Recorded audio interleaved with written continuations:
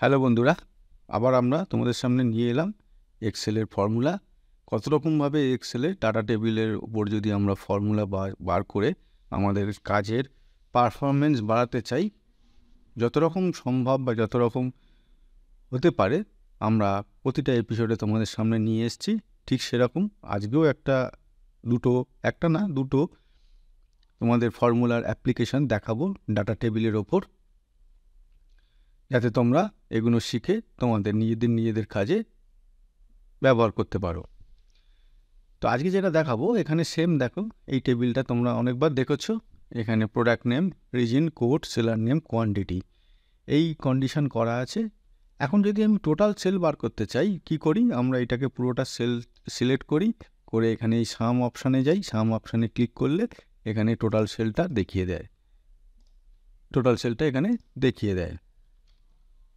কিন্তু যেটা প্রবলেম সেটা হচ্ছে, এটা তো টোটাল সেল দেখালো, কিন্তু আমি যদি এখানে মনিটরের টোটাল সেল দেখতে চাই তাহলে কি করতে হবে? আমাদের এখানে ফিল্টার করতে হবে। ফিল্টার করে এখান থেকে আমি মনিটর সিলেক্ট করতে পারি। করে এগুলো যোগ করে দেখে নিতে পারি। কিন্তু এটা একটু ঘুরোনো পদ্ধতি এবং একটু সঠিক পদ্ধতি নয় এটা এরকমভাবে করার। তার জন্য এক্সেলের ফর্মুলা আছে, খুব ইজিলি আমরা যে জিনিসটা করতে পারি। যেমন ধরো, আমি এখানে দিয়ে রেখেছি মনিটর। এখানে মনে করো যদি ইউপিএস দিই, তাহলে দেখো এখানে নাম্বারটা এসে যাচ্ছে। ইউপিএস এই টোটাল কোয়ান্টিটি এটা নয়, টোটাল কোয়ান্টিটির মধ্যে ইউপিএস করা টোটাল কোয়ান্টিটি ইউজ হয়েছে, সেইটা এখানে এসে যাচ্ছে। তো এইটাই তোমাদের এখানে দেখাবো যে এটা কিভাবে করে। তো শুরু করা যাক, ফর্মুলা কিভাবে কি দিতে হয় না দিতে হয়। তো আমরা এখানে প্রোডাক্ট নেমের এগেনস্টে আমি কোয়ান্টিটি বার করতে চাই, টোটাল কোয়ান্টিটি। এটা মাথায় রাখবে সবসময়, টোটাল কোয়ান্টিটি মানে মনিটর এখানে যেমন এইখানে একটা করা আছে, আবার এখানে একটা করা আছে, আবার এখানে একটা করা আছে, এই তিনটে টোটাল কোয়ান্টিটি, এক বা একাধিক যদি থাকে তাদের টোটাল কোয়ান্টিটি, সবকটার টোটাল কোয়ান্টিটি এটা বার করতে চাইছি না। তাহলে আমাকে যেটা ফর্মুলাটা দিতে হবে, ইকুয়াল টু সাম ইফ। এখানে যে আমরা ফর্মুলাটা করব সেটাকে বলা হচ্ছে সাম ইফ ফর্মুলা। সাম ইফ ফর্মুলাতে আমরা এই যেটা আমাদের কাজের ডিম্যান্ড বা আমরা যেটা চাইছি করতে, যে যতগুলো আইটেমই থাকুক না কেন, একই আইটেম যতবার থাকুক না কেন, টোটালটা করে আমাদের এখানে দেখিয়ে দেবে। সেইটা করা হয় সাম ইফ ফর্মুলা দিয়ে। কী করে করা হয়? ইকুয়াল টু সাম ইফ লিখতে হবে, লিখে ব্র্যাকেট দিতে হবে। এখানে দেখো দেখাচ্ছে রেঞ্জ মানে আমি টোটাল কোন রেঞ্জটা থেকে আমি এই ডাটাটা তুলব। তাহলে যেহেতু প্রোডাক্ট নেম দিয়েছি, প্রোডাক্ট নেমের এই হচ্ছে রেঞ্জ হয়ে গেল। ঠিক আছে, খুব সোজা। এরপরে কমা দেবো, তারপরে দেখা এসে গেল ক্রাইটেরিয়া মানে আমি যে সেলে ওই আইটেমটা বসাবো, মানে যে সেলে আইটেমটা প্রোডাক্ট নেমটা বসালে এই প্রোডাক্ট নেমের রেঞ্জ থেকে ডাটাটা তুলবে, সেটা কোন সেল? সেটা এই সেলটা। কারণ এখানেই তো আমি লিখবো মনিটর বা ইউপিএস বা স্পিকার, যাই হোক লিখবো। হয়ে গেল কমা। এরপরে যেটা করতে হবে কি না, সাম রেঞ্জটা। এখানে দেখো সাম রেঞ্জ দেখাচ্ছে, মানে টোটাল যে কোয়ান্টিটিগুলো যে কলমে আছে সেই রেঞ্জটা আমাকে সিলেক্ট করে দিতে হবে। এই হচ্ছে সাম রেঞ্জ। এটাকে বলা হলো সাম রেঞ্জ। দিয়ে সিম্পল ব্র্যাকেট ক্লোজ করে দেবো। তার মানে এটা সিম্পল ফর্মুলা, এই হয়ে গেল। এইবার তুমি মনে করো এখানে মনিটর বসাও, দেখো 86 দেখাচ্ছে। 86 কী করে এলো? এই লাইনটা মনিটর আছে, এই লাইনটা মনিটর আছে, এই লাইনটা মনিটর আছে, আর এই লাইনটা মনিটর আছে। তাহলে এখানে 21 + 40 + 25 এখানে যোগ করলে 86 হয়। আবার মনে করো এখানে আমি যদি ইউপিএস বসাই, ইউপিএস 27 দেখাচ্ছে। কোথায় ইউপিএস আছে? এখানে ইউপিএস আছে, আর এইখানে ইউপিএস আছে। তাহলে এখানে 15 আর 12 কত হয়? 27। এখানে দেখিয়ে গেল। মানে এটা একটা ছোটো টেবিল। এটা যদি খুব বড় টেবিল হয় এরকমভাবে ফর্মুলা আমরা করে নিই, তাহলে সুবিধাটা হচ্ছে আমি যা প্রোডাক্ট নেম দেবো টোটাল কোয়ান্টিটির যে ডাটা টেবিলটা আছে সেখান থেকে সেই আইটেমের টোটাল কোয়ান্টিটি কত সেল হয়েছে সেটা আমাদের তুলে সামনে দিয়ে দেবে। তাহলে ফর্মুলাটা একবার দেখে নিই। এখানে কি দিলাম, sum if first bracket open total delete করতে হবে, কমা এখানে এখানে আমরা বসাচ্ছি যে সেলে সেই সেলটা H4, এখানে এই যে H আর এই 4 এখানে, আর টোটাল কোয়ান্টিটি রেঞ্জটা এখানে সিলেক্ট করতে হবে। ব্যাস, খুব সোজা ফর্মুলা। সেমভাবে যদি আমরা রিজিন ওয়াইজ বার করতে চাই, মানে এখানে দেখো north south east West, north south east West, north south এরকমভাবে করা আছে। তো আমি নর্থ রিজনে বিভিন্ন আইটেম টোটাল কত সেল হয়েছে সেটা যদি বার করতে চাই তাহলে কি হবে, বা ইস্ট রিজনে টোটাল আইটেম ইউপিএস হতে পারে, মনিটর হতে পারে, র্যাম হতে পারে, সেটা যদি আমরা বার করতে চাই তাহলে কি ফর্মুলা হবে সেইটা আমরা এবার এখানে করে দেখব। ইকুয়াল টু সাম ইফ আমাদের এটা রেঞ্জ কলম, এখানে ইকুয়াল টু দিয়ে সাম ইফ ব্র্যাকেট ওপেন, এখানে আছে রেঞ্জ। কার রেঞ্জ দেবো না, আমরা যেহেতু রিজিন নিয়ে আলোচনা করছি সুতরাং রিজিনটা বার করতে চাই, সুতরাং রিজিনের এই কলমটা সিলেক্ট হবে। তারপরে এখানে আছে ক্রাইটেরিয়া, তাহলে ক্রাইটেরিয়া মানে আমি কোথায় থেকে ডাটাটা বার করতে চাই, আমি এই সেলটাকে ইউজ করে ডাটাটা বার করতে চাই, এই সেলটা ইউজ করব, এই সেলে যেটা লিখব সেইটা ইকুয়াল টু এই যে রিজিন সেখান থেকে ফাইন্ড করবে, কি ফাইন্ড করবে টোটাল কোয়ান্টিটি কত সেল হয়েছে, তাহলে এই টোটাল কোয়ান্টিটি কত সেল হয়েছে, এই হচ্ছে মেন ব্যাপার। মানে টোটাল রিজিনের মধ্যে যে যতগুলো রিজিন আছে সেইটার মধ্যে কোনো একটা আমি এই রিজিনের সেলে বসাবো, তার মানে এখানে বসানো মানে এইখানে যে রিজিনটা আমি বসাবো নর্থ ইস্ট সাউথ ওয়েস্ট যাই বসাই না কেন সেটা এখান থেকে খুঁজে নেবে কোথায় কোথায় আছে, খুঁজে কি করবে তার এগেনস্টে যে কোয়ান্টিটি সেলগুলো আছে সেইগুলোর যোগ করে দেবে। তার মানে এই যে কোয়ান্টিটি রিজনটা তার জন্য আমি এখানে রেঞ্জটা সিলেক্ট করে দিলাম, দিয়ে ব্র্যাকেট ওপেন করলাম, এই ব্র্যাকেট ক্লোজ করলাম, এন্টার। 66, দেখো নর্থে এই 66, 21, আর নর্থ কোথায় আছে এটা 40, আর নর্থ কোথায় আছে 5, তাহলে 21, 45 এই তিনটে যোগ করলে 66 হয়। ইস্ট করো, ইস্ট লেখা হোক, ইস্ট 40, ইস্ট কোথায় কোথায় আছে, এখানে আছে 15,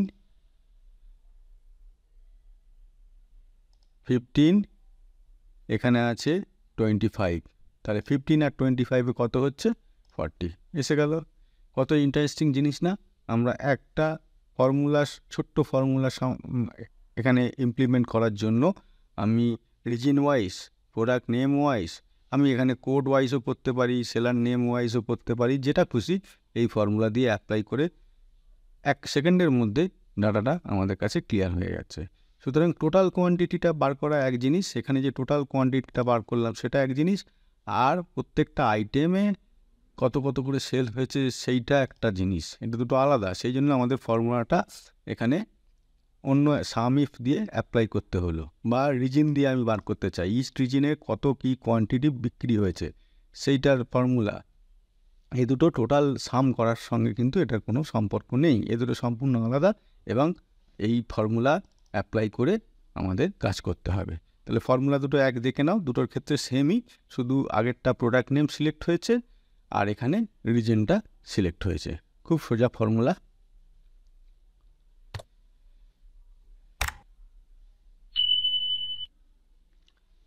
এবার আসবো সাম ইফ যেটা করালাম তোমাদের, এরই একটা এক্সটেনশন ভার্সান বলতে পারো, বা আর একটু মডিফিকেশান করে আর এক ধরনের টেবিল তো ডাটা টেবিল তো অনেক রকমের হতে পারে, সেইটা আমরা এখানে দেখব যে সাম ইফ ফর্মুলাটা অন্য আর কিভাবে অ্যাপ্লাই করা যায় অন্য ধরনের একটু ডাটা টেবিলের ক্ষেত্রে। যেমন এখানে দেখো প্রোডাক্ট নেমটা একটু পাল্টে গেছে, এখানে স্টেট কার্ড ছিল, product name monitor RAM UPS একদম স্টেট ছিল, কোনো রকম ছিল না, এখানে কিন্তু একটু দেখো প্রিন্টার এইচপি, তারপরে আছে এইচপি স্ক্যানার, তারপরে আছে AOC monitor, mouse HP, mouse HP আছে, শুধু মাউস আছে, এপসন প্রিন্টার আছে, স্ক্যানার আছে। আবার এখানে শুধু দেখো মনিটর, যেটা এওসি মনিটর করেছিলাম, এখানে মনিটর 21 ইঞ্চ এওসি আছে। আবার এখানে মাউস আছে, এখানে মাউস এইচপি আছে, এখানে মাউস এইচপি ইউএসবি, এখানে শুধু মাউস। এবার যেটা কথা হচ্ছে, এরা তো দেখেই বুঝতে পারছো লেখাগুলো একটু উল্টোপাল্টা করে লেখা হয়েছে, মানে একটা স্ট্যান্ডার্ড মেনটেন করা হয়নি। এখানে যখন আমি প্রোডাক্ট নেমের এখানে যখন এই নামগুলো লিখেছি, একটা স্ট্যান্ডার্ড মেনটেন করা হয়নি। এরকম যদি একটা টেবিল আমরা হাতে পাই, তাহলে কি এই যে স্বামী বলো বা আগে যতগুলো এখানে আমি ফর্মুলা দেখিয়েছি সেখানে কাজ করানো যাবে না? হ্যাঁ, নিশ্চয়ই কাজ করানো যাবে। এরও কাজ করানোর জন্য এক্সেলে ফর্মুলা অলরেডি আছে, এবং সেটাই তোমাদের দেখাবো যে এইরকম একটা হ্যাপাজার্ডলি টাইপ করা যদি প্রোডাক্ট নেমে লিখে আমরা কোনো টেবিল পাই, সেখান থেকেও কিভাবে বার করব প্রোডাক্ট নেম দিয়ে। তাহলে চলো এবার সেটা দেখাই। তাহলে সেম জিনিস, এখানে কোয়ান্টিটির এখানে ফর্মুলাটা দিতে হবে, যেটা সাম ইফ ফার্স্ট ব্র্যাকেট, এখানে হচ্ছে প্রোডাক্ট নেম তো বার করতে চাইছি, তাহলে প্রোডাক্ট নেমের এখানে যেরকম কলমটা সিলেক্ট করতে হয় এখানে সিলেক্ট করে দেবো, কমা, তারপরে এইটা এখানে তো বসাবো প্রোডাক্ট নেমটা কি, সুতরাং এটা সিলেক্ট করতে হবে। এক্ষুনি দেখলাম আগের টপিকটায়, কমা, তারপরে কোয়ান্টিটি সোল্ড, এটা আগেরটার সঙ্গে মিলে যাচ্ছে, কোনো অসুবিধে নেই। ঠিক আছে, আগেরটার সঙ্গে মিলে গেল, এক্ষুনি করালাম। এবার মনে করো আমি মাউস লিখলাম, মাউস করলো 40, কী করে 40 হলো? এই যে মাউস 40, না একটা ফর্মুলাটা একটু ভুল হয়েছে, এটা রেঞ্জটা সিলেক্ট করা ভুল হয়ে গেছে, এটা এই রেঞ্জটা হবে 60। এই যে 40 মাউস, এখানে একটা মাউস আছে 40 আর এখানে একটা আছে 20, তাহলে 40 + 20 60। আচ্ছা, এবার মনে করো আমি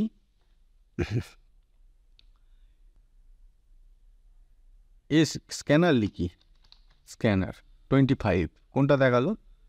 স্ক্যানার 25, এইটা দেখালো, তুমি বলবে এখানে এইচপি স্ক্যানার 25 আছে, তাহলে সেটাও তো দেখাতে পারে। কী করে বুঝেও? এখানে সংখ্যাটা পাল্টে দাও একটু, 22 করে দিলাম, দেখো এখানে 22 চেঞ্জ হয়ে গেল, তার মানে এইটা দেখাচ্ছিল না। কেন দেখাচ্ছিল না? এই কারণে দেখাচ্ছিল না, এখানে কথাটা আছে এইচপি স্ক্যানার আর এখানে আছে শুধু স্ক্যানার, আমরা এখানে টাইপ করেছি শুধু স্ক্যানার, এখানে আছে স্ক্যানার, এখানে আছে এইচপি স্ক্যানার, আমি এখানে টাইপ করেছি শুধু স্ক্যানার, তার মানে শুধু স্ক্যানার টাইপ করলে এইটাই নেবে, এটা কিন্তু নেবে না, এই সেলটা নেবে না, সেই জন্যই এখানে 22 দেখাচ্ছি। তাহলে তোমরা বলবে এখন যে কতবার করে আমি টাইপ করব? একবার স্ক্যানার টাইপ করব, একবার এইচপি স্ক্যানার টাইপ করব, একবার মনিটর টাইপ করব, জিরো নেই, একবার মনিটর এওসি মনিটর টাইপ করব, এরকমভাবে আমি বুঝবো কী করে? এটা যদি খুব বড় টেবিল হয় আমি বুঝবো কী করে? তার চেয়ে তো এমনি চোখে দেখে দেখে খাতায় যোগ করে নেওয়া সুবিধে, এরকম করাচ্ছে না। এর উপায় আছে, এক্সেলে সব ধরনের সব কিছুর কাজের সব ধরনের ফর্মুলা আছে, উপায় আছে, সেইগুলোই তোমাদের স্টেপ বাই স্টেপ শেখাচ্ছি প্রতিটা ভিডিওতে। এটাও দেখাবো তোমাদের কিভাবে সেটা করা সম্ভব। আমাদের যেটা এখানে দিতে হবে, মনে করো এইচপি কথাটা লিখে শুধু যদি এইচপি লিখি, এখানে 0 দেখাচ্ছে, তো এই এইচপি লেখার পর এখানে আমি একটা স্টার দেবো। দেখো এইচপি স্টার মানে এইচপি দিয়ে যে কথাগুলো শুরু হয়েছে, প্রোডাক্ট নেমগুলো শুরু হয়েছে, সেইগুলো নেবে, তারপরে স্ক্যানার থাকুক আর যাই থাকুক। আরেকবার বলছি, এইচপি স্টার মানে এইচপি দিয়ে শুরু হয়েছে এরকম শব্দ বা এরকম ওয়ার্ড যেখানে যেখানে আছে সেইগুলো নেবে। এবার যদি আমি স্টারটাকে আগে করে দিই, এটার মানে হচ্ছে 51 টাকা, 51টা কোন দিয়ে দেখাচ্ছে বুঝে নিই। সেটা হচ্ছে দেখো 30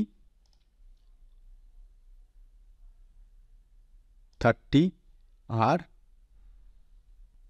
5 35 আর 21, এইটা হচ্ছে 51। এই হচ্ছে হিসেব। না, এইটা হবে না, এটা হবে না। এই যে 30 আর 21 HP শেষে আছে, তার আগে যে কোনো কিছু ওয়াট আছে। এটা নিলাম না, বাদ দিলাম কেন? এই কারণে, এটা HP শব্দটা মাঝখানে আছে, HPর আগে একটা কিছু আছে অন্য শব্দ মাউস, HPর পরে একটা আছে USB, সুতরাং এটা হবে না। এখানে নিল এই যে 51টা এখানে দেখাচ্ছে, এই 51টা এখানে যেটা 51টা দেখাচ্ছে সেটার যোগফলটা হচ্ছে 21 আর এই 30, যেটা HP পরে আছে, আগে অন্য কিছু শব্দ আছে, আগে এখানে মাউস আছে আর এখানে প্রিন্টার আছে, এখানে মাউস আছে আর এখানে প্রিন্টার আছে। তাহলে একবার HP আগে হলো, তারপরে স্টার হলো, একবার স্টার আগে হলো, একবার তারপরে HP হলো। তাহলে এবার যদি দুটোকে আমরা কম্বাইন করে দিই, মানে স্টার HP স্টার যে কোনো কিছু নিয়ে নেবে। যে কোনো কিছু মানে HP যেখানে যেখানে আছে, সে প্রথমে থাকুক, মাঝখানে থাকুক, শেষে থাকুক, যেখানে থাকুক, HP দিয়ে যা শব্দ আছে, ওয়ার্ড আছে, তার যোগফলটা এখানে দেখিয়ে দেবে। এবার দেখা যাক এখানে 81 কী করে হলো, তোমাদের দেখাই। দেখো এখানে HP আছে, এখানে 21, এখানে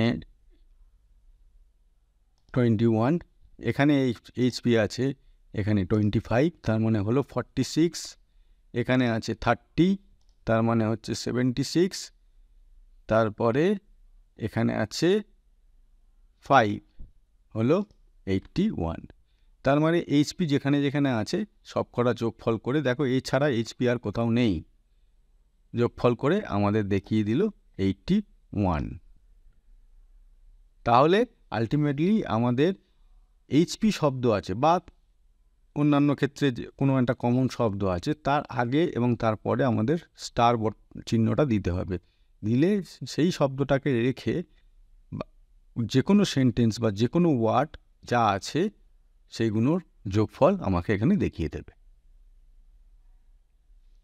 সেখানে ঠিক সেম যদি আমি HP কথাটা তুলে এখানে AOC করি, AOC, দেখো AOC 27, AOC 27 কী করে দেখাচ্ছে?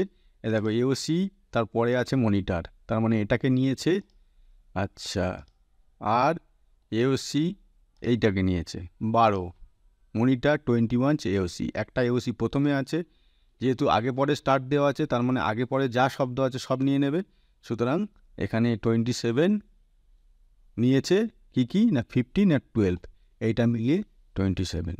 বলো কত সুন্দর, আমাদের কাজে কত সোজা হয়ে যাচ্ছে বলো তো।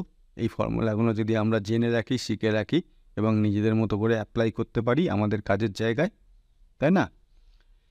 তো এই রকমই আরও ইন্টারেস্টিং এখনও বাকি আছে অনেক কিছু দেখানোর।